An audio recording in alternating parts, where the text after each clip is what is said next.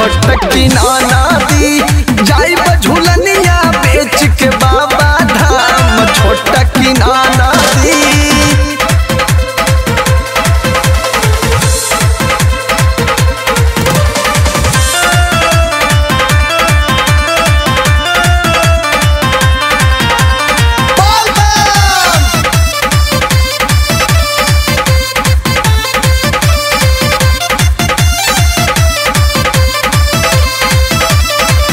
कुछ दिन पहले बहरा गईले सजनवा बाबा के दर्शन खातिन तारा से नया नवा।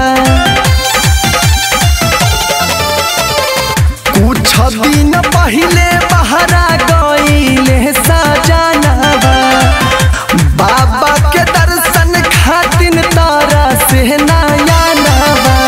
माथा चरण में हम झुकाइब लेके बाबा के नाम छोटकी नाना दी। माथा चरण में हम झुकाइब लेके बाबा के नाम छोटकी नाना दी। जाइब झूलनिया बेच के बाबा धाम छोटकी नाना दी। जाइब झूलनिया बेच के बाबा धाम छोटकी नाना दी।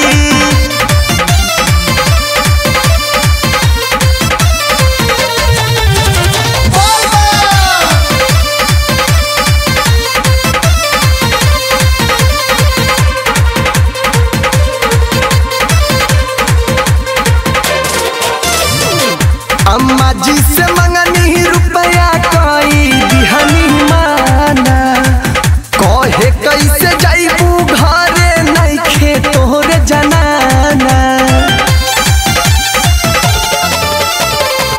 अम्मा जी से मंगनी रुपया कोई दिहनी माना कहे कैसे जाइबू घरे नइखे तोहरे जनाना।